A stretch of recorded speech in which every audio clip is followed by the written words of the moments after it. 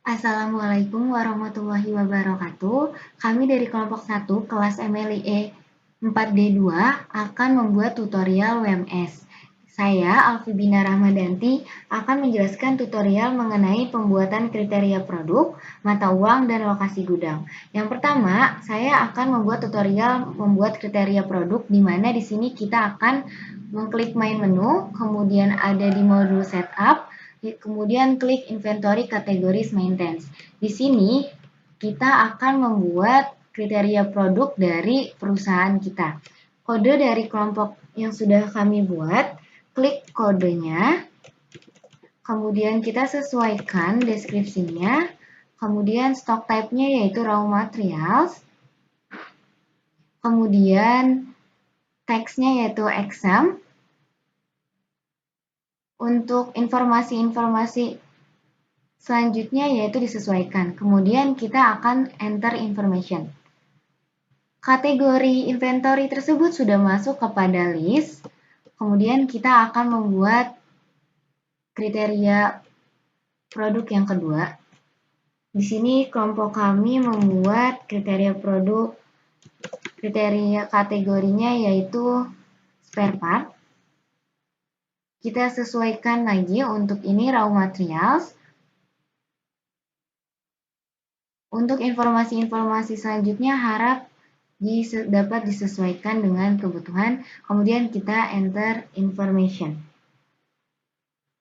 Setelah sudah masuk kepada stok kategori, selanjutnya saya akan menjelaskan mengenai pembuatan mata uang.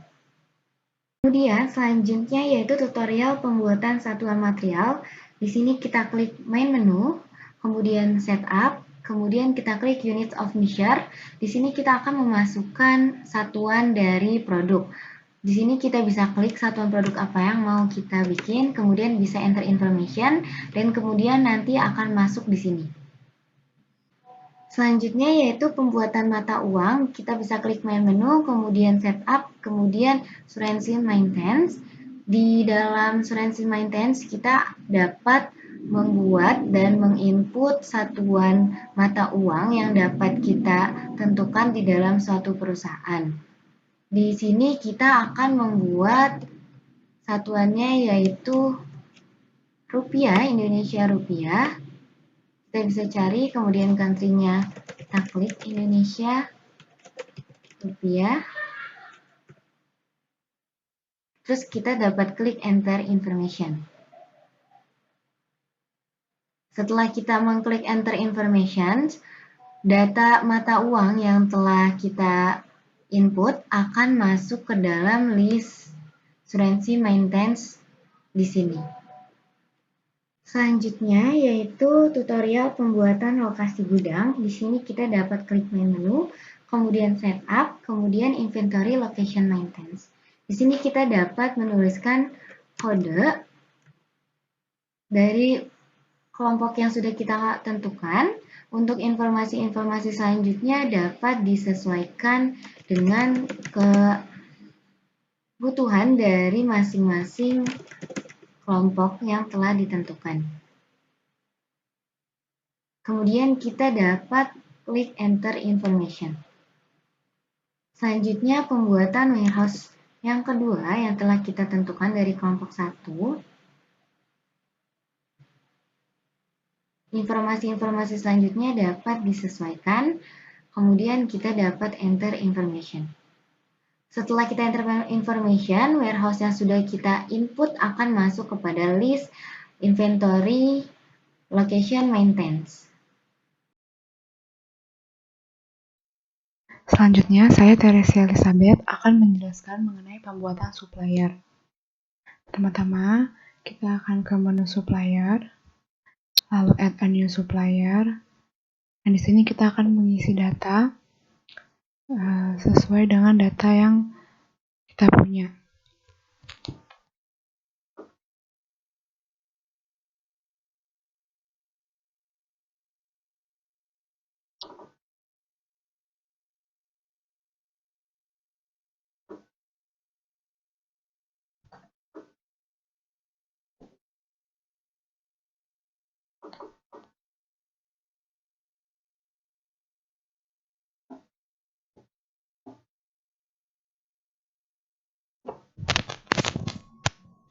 Setelah kita sudah mengisi data dari supplier, maka kita bisa melakukan insert new supplier.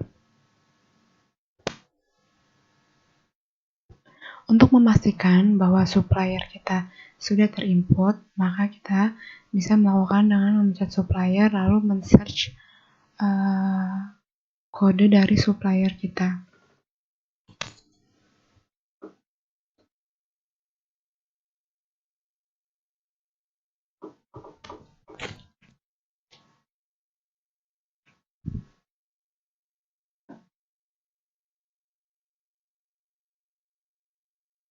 Dapat diketahui bahwa di sini supplier kita sudah terinput.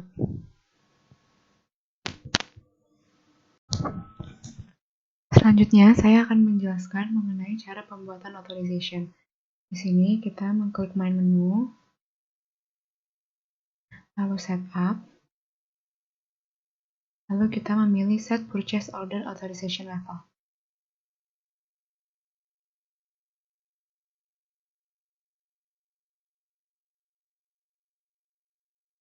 Di sini saya menggunakan user ID saya, Indonesian Rupiah untuk kurensinya, dan menuliskan authorize-nya sebesar 1 miliar. Lalu enter information. Ya, dikarenakan saya sudah membuat authorize di tugas sebelumnya, maka authorize yang saya buat tidak bisa input karena menggunakan user ID yang sama. Tapi cara pembuatannya seperti itu. Nanti apabila sudah terinput, maka akan keluar di sini. Bisa diedit ataupun di-delete. Selanjutnya, saya juga akan menjelaskan mengenai cara pembuatan item master data. Pertama, kita akan mengklik item, lalu insert new item.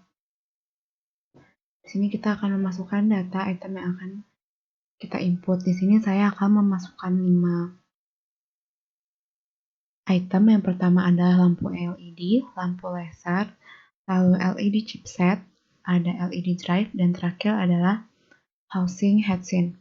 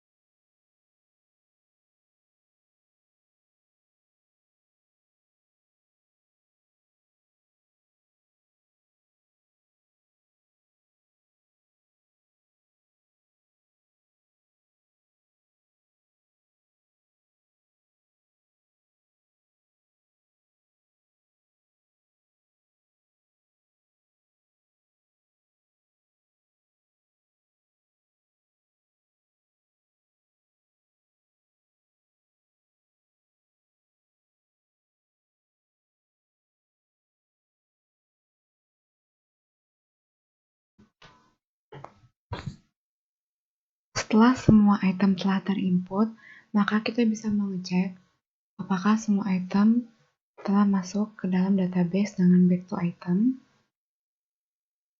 Lalu kita melakukan pencarian dengan kode item kita.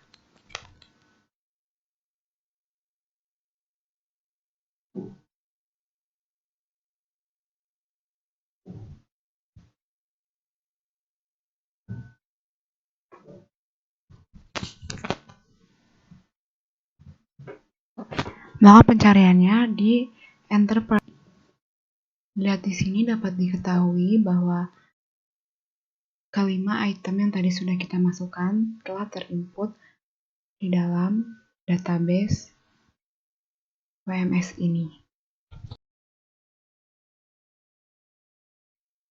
Selanjutnya, saya juga akan menjelaskan bagaimana cara melakukan pembelian, yaitu dengan mengklik main menu, lalu memilih modul purchase, lalu new purchase order.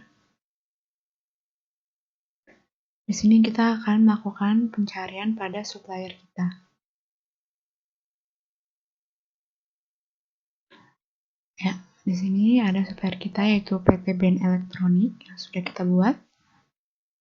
Lalu kita akan mencari warehouse yang sudah kita buat juga yaitu warehouse A kelompok 1.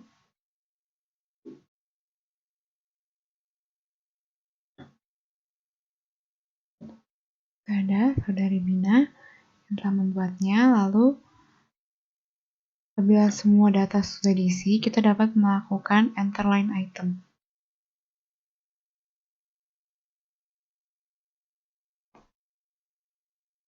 Di sini kita bisa melakukan pencarian pada produk yang akan kita beli.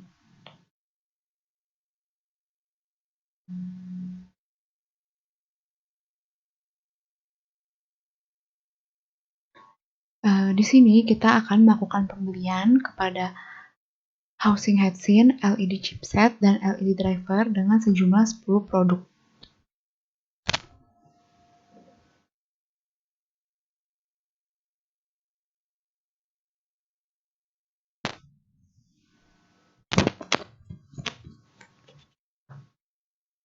Setelah kita sudah menginput quantity produk yang akan kita beli, lalu kita akan lakukan order sum.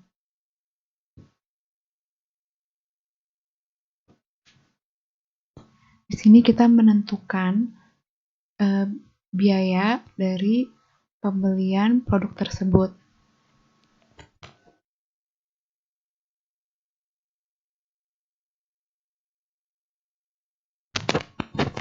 Untuk LED chipsetnya sebesar 100.000. Untuk LED drivernya sebesar 80.000.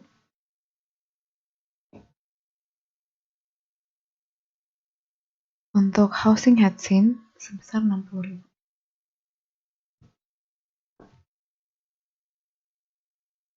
Nah, apabila semua data sudah diisi, kita bisa melakukan update order line.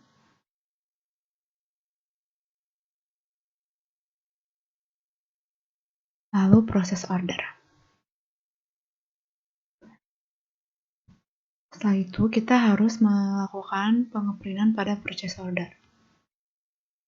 Berikut adalah hasil dari printan purchase order yang sudah kita lakukan. Seperti ini. Totalnya jadi Rp2.400.000. Ya. Selanjutnya, saya juga akan menjelaskan mengenai cara penerimaan barang. Pertama, kita klik main menu, lalu purchase, lalu kita mengklik purchase order. Di sini kita mencari lokasi pengiriman barang, yaitu ada di warehouse A kelompok 1. Order statusnya pending dan authorized. Ini kita bisa search purchase ordernya. Di sini ada purchase order kita. Supplier PT Ben Elektronik. Order totalnya Rp2.400.000. Statusnya sudah di print. Di sini kita karena ingin melakukan penerimaan barang, maka kita akan memilih receive.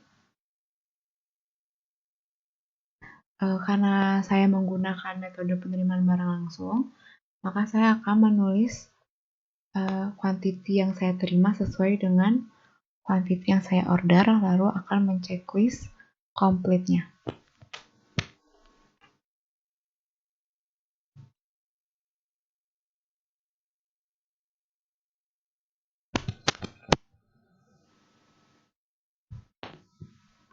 Setelah sudah, maka saya akan klik update. Setelah diupdate, maka saya bisa proses klik receive.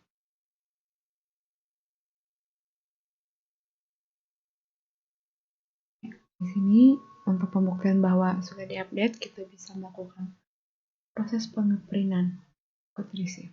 Berikut merupakan hasil dari Print input receive yaitu number 261. Ini kita melakukan penerimaan sebanyak 10 unit.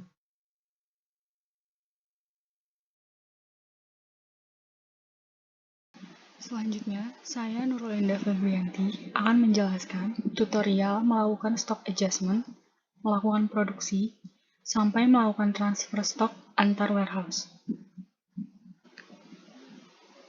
Pertama-tama, kita akan melakukan stock adjustment.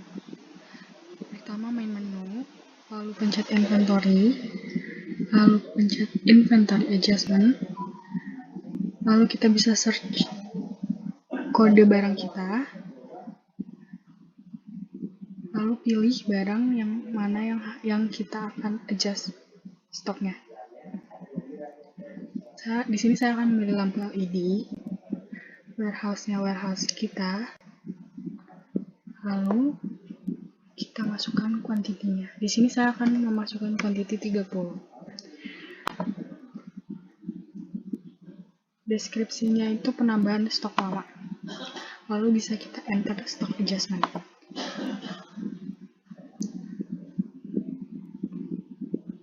Lalu kita bisa ulang lagi ke barang selanjutnya, itu adalah lampu laser, warehouse A, deskripsinya masih penambahan stok lama, dan adjustmentnya itu 50 kuantitinya. Lalu kita bisa enter.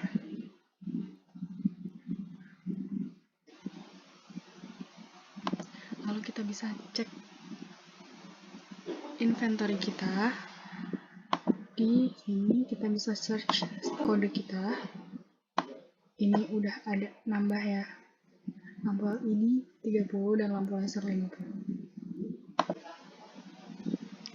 Selanjutnya kita bisa melakukan produksi dengan beberapa tahapan.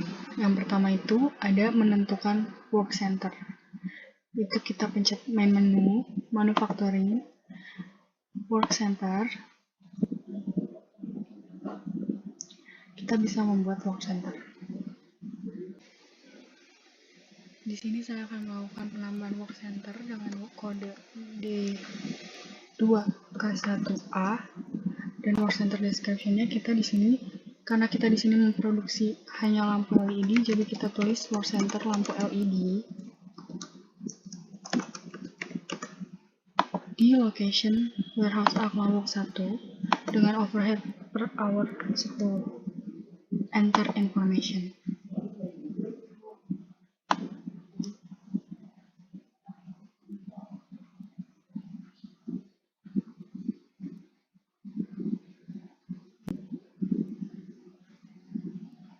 Sini sudah ada ya work center kita.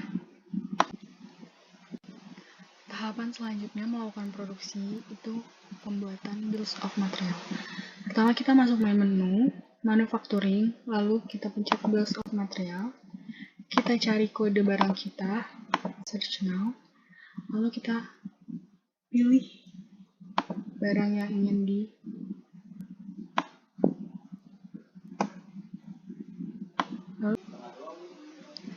sini kita akan memilih komponen mana saja yang diperlukan dalam pembuatan lampu LED ini.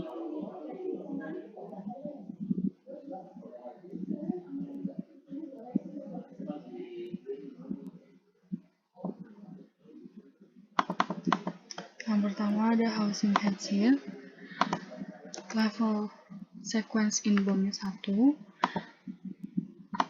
berada di warehouse A kelompok 1. Work center-nya tadi kita udah buat lampu LED, kuantitinya 1. Lalu kita enter information. Masukin lagi komponen selanjutnya, itu ada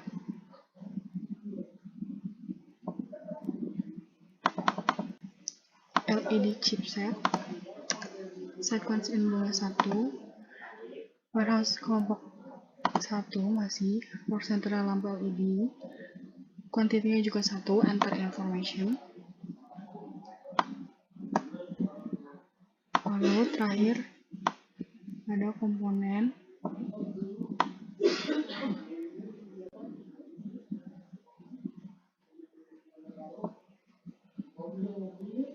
LED driver. Sequence informasi 1 berada di warehouse A kelompok 1, work center lampu LED, kuantitinya 1, and temp information. Jadi kita udah buat bomnya. Selanjutnya kita bisa melakukan produksi. Pertama itu main menu, manufacturing, work order entry. Lalu kita pilih location-nya di warehouse A. Kita search kode barang kita.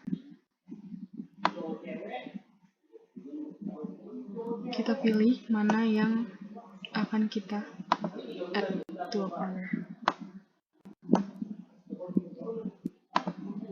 Kita komennya itu pembuatan lampu LED ke 1. Di sini kita akan memproduksi 10. Lalu bisa kita update. Kita bisa langsung melakukan penerimaan barang. Kita search work order nomor kita, di sini sudah ada. Lalu kita receive into warehouse A kelompok 1. Kita receive 10 juga. Lalu kita proses.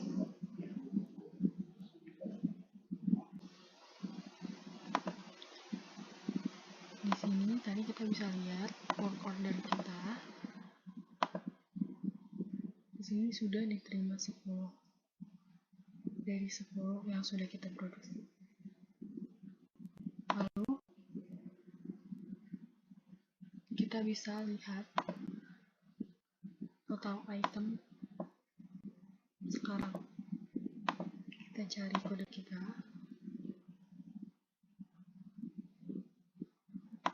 Di sini tadi komponennya sudah jadi 0 karena sudah diproduksi tadi. Dan lampu LED yang tadinya 30 jadi nambah karena sudah diproduksi 10. Selanjutnya kita akan melakukan transfer barang dari warehouse A ke warehouse B. Pertama itu ada kita klik main menu, lalu inventory location transfer.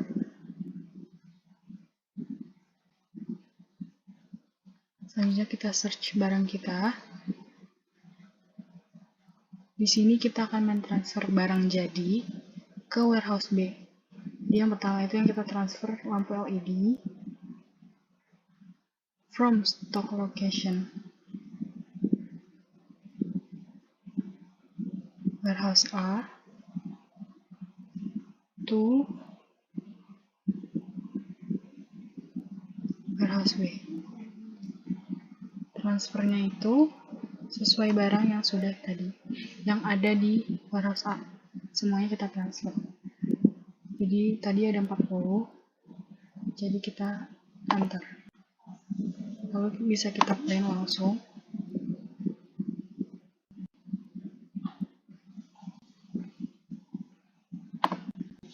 Selanjutnya kita bisa transfer lagi.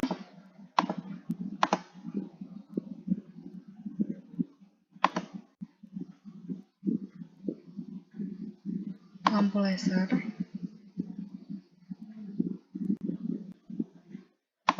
from warehouse A to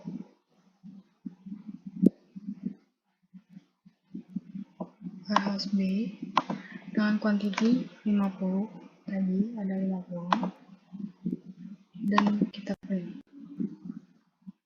Ini langsung ada.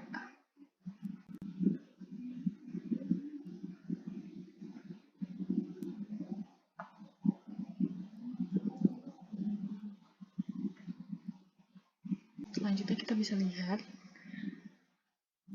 movement dari barang-barang yang sudah kita produksi tadi dan sudah kita transfer tadi. Yang pertama itu lampu LED. Kita short stop movement.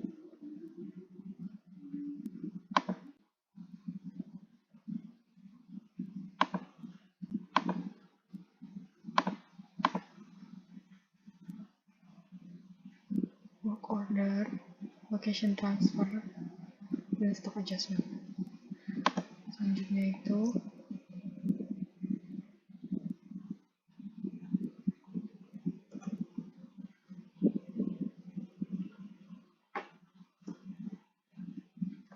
kita bisa cari lagi. Tadi ini lampu laser, udah kita transfer juga. Sekian penjelasan dari saya, lebih kurang mohon maaf. Assalamualaikum warahmatullahi wabarakatuh. Perkenalkan, nama saya Hanifah Nuraini Karyasi.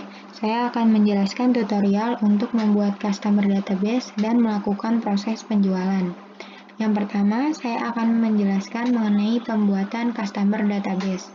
Dalam membuat customer database, hal yang pertama kita lakukan adalah membuat customer type. Customer type ini adalah menunjukkan dari tipe pelanggannya. Customer type dapat dibuat dengan cara mengklik main menu, kemudian klik setup, kemudian klik customer type. Kemudian kita tulis di bawah untuk tipe dari customer type-nya, yaitu adalah reseller D2 K1. Kemudian kita klik accept.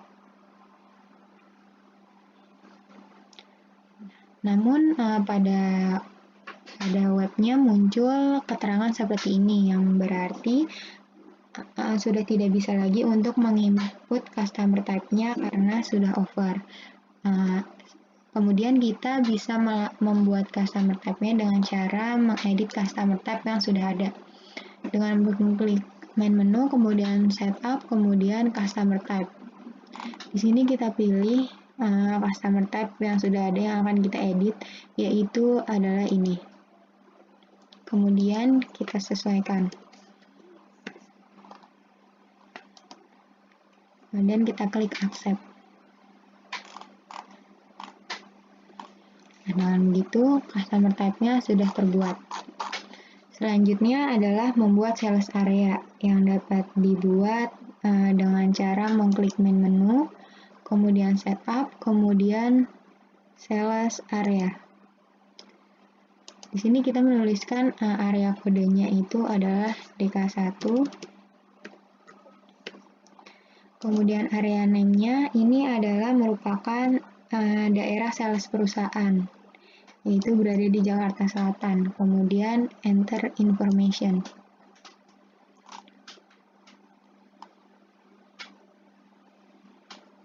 Nah, dapat dilihat di sini bahwa sudah terbuat untuk sales area-nya.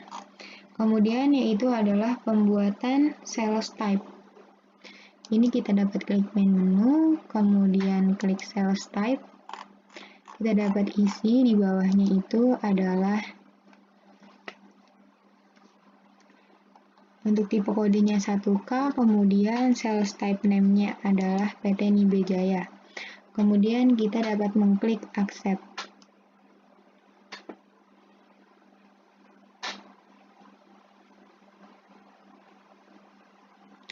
Di sini dapat terlihat bahwa customer type sudah terbuat. Selanjutnya yaitu adalah membuat sales people maintenance. Sales people maintenance ini adalah sales yang digunakan untuk menangani pelanggan. Dapat dibuat dengan cara mengklik main menu, kemudian klik setup, kemudian sales people. Di bawah sini kita isi. Ini adalah DK1. Kemudian sales person-nya adalah Bayu. Untuk nomor teleponnya 08.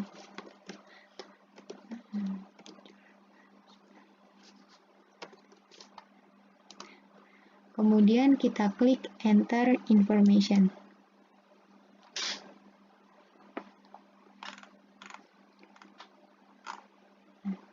Di sini dapat kita lihat bahwa sales people maintenance-nya sudah terbuat.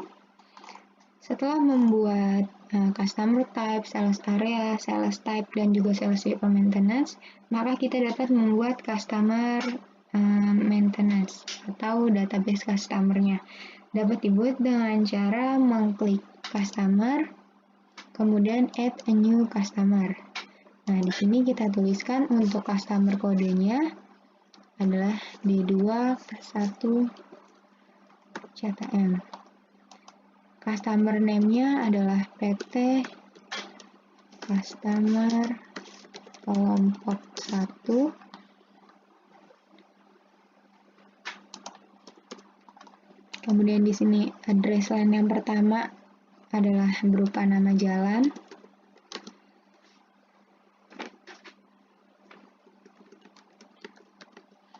Address line ketiga berupa city atau kota. Kebayoran Baru. Address line 4 yang berupa provinsi.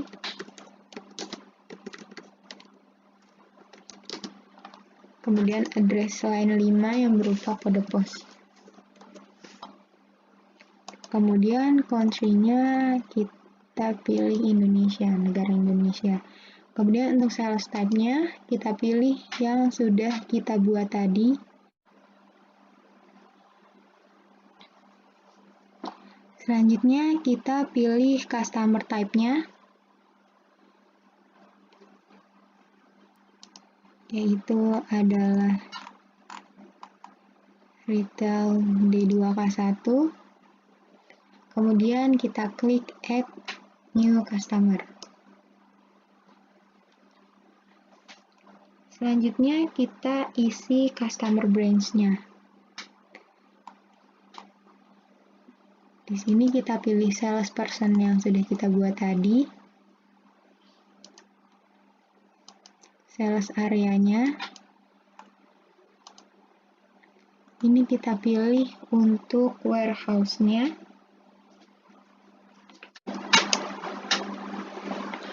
Kemudian kita klik phone number-nya.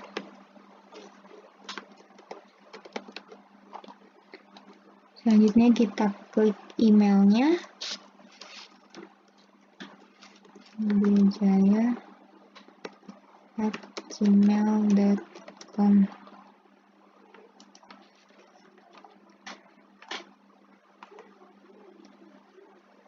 Selanjutnya kita klik enter or update branch. Sini harus ada yang kita isi.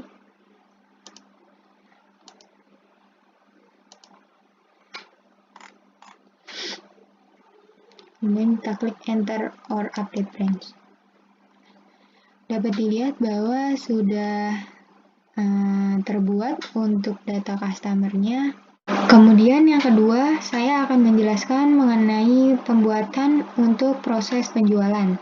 Hal yang pertama kita lakukan untuk melakukan proses penjualan adalah mengubah kategori produk menjadi tes produk agar produk dapat dilakukan penjualan. Hal tersebut dapat dilakukan dengan cara mengklik item, kemudian kita cari item yang akan kita ubah kategori produknya, kemudian kita klik search now.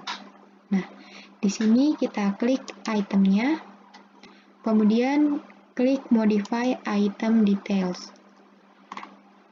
Di sini kategori produknya kita ubah menjadi tes produk.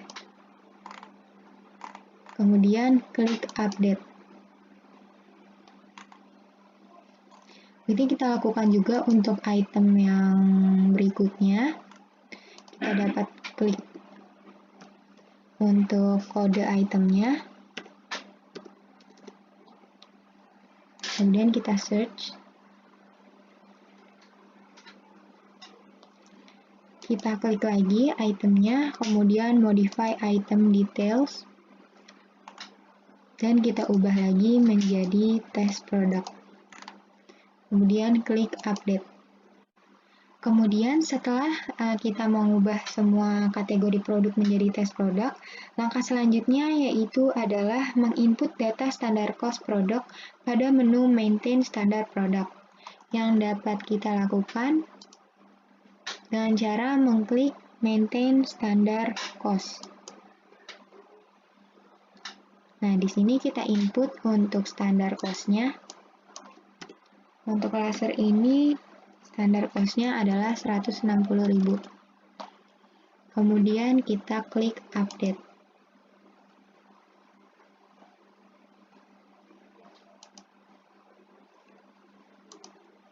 Kemudian kita lakukan juga untuk item yang selanjutnya.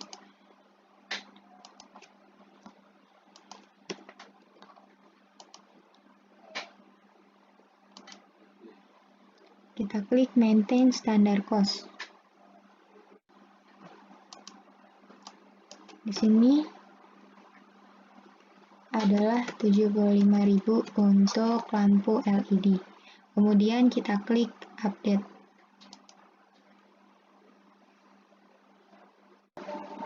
Setelah kita menginput data standar cost, langkah selanjutnya kita adalah membuat sales order. Sales order ini dapat dibuat dengan cara mengklik main menu, kemudian klik sales, kemudian new sales order. Di sini kita tuliskan untuk customer branch code kita, kemudian kita klik search now. Untuk kategori produknya kita pilih yang test product. Kemudian untuk stok kodenya kita klik B2 K1, kemudian kita klik search now. Nah, di sini muncul untuk item dari perusahaan kita dengan persediaan di sini terdapat on hand 40 unit dan untuk lampu laser sebanyak 50 unit. Di sini kita akan melakukan penjualan untuk lampu LED sebesar 10 dan untuk lampu laser sebesar 5 unit. Selanjutnya kita klik add to sales order. Nah, di sini terdapat kolom untuk mengisi price atau harganya. Harga di sini kita isi berdasarkan keuntungan yang kita ambil yaitu sebanyak 15%. Sehingga untuk harganya untuk lampu LED menjadi 86.250 dan untuk lampu laser harganya adalah 184.000.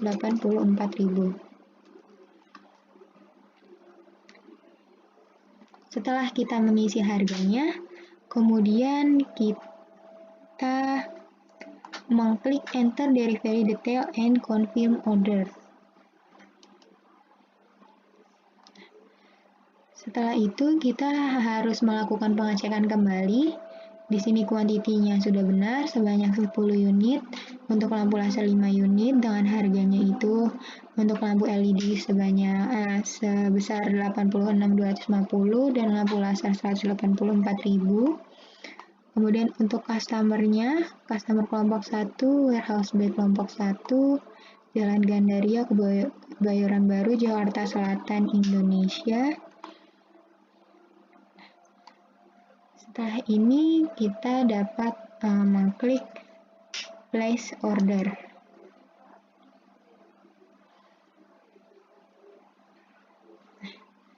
Dengan demikian maka order tersebut sudah dilakukan dan kita dapat mengklik dokumennya, yaitu kita klik print packing slip. Kemudian setelah terunduh, kita dapat melihatnya. Berikut merupakan dokumen sales order pada PT Customer Kelompok 1. Tutorial pembuatan reverse goods receive, di mana ini merupakan menu untuk mengembalikan barang kepada supplier, barang yang sudah diterima kemudian dikembalikan supplier. Pertama kita klik main menu, kemudian di bagian inventory, kemudian masuk kepada reverse goods receive. kita langsung search show outstanding goods receive-nya. Kita bisa memilih salah satu atau barang yang akan kita reverse. Di sini kelompok kami adalah LED chipset. Kita lakukan reverse, kemudian barang tersebut sudah diproses untuk dilakukan pengembalian kepada supplier. Kita bisa melihat pergerakan barang yang dikembalikan tadi menjadi bukti bahwa barang tersebut sudah dilakukan reverse, yaitu tadi LED chipset. Kita bisa lihat di items, kemudian stock kode, kita bisa cari LED chipset. Di sini sudah -10 tandanya, kita bisa lihat. Kemudian kita show stock movement, kemudian kita cari. Di sini sudah terlihat bahwa ada reversal untuk supplier D2 SPLK1 sejumlah 10 unit.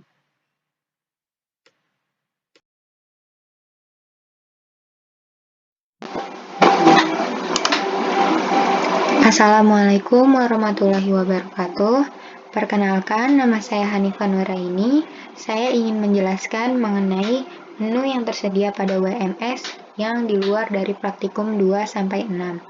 Kelompok kami memilih untuk menjelaskan mengenai menambahkan data aset.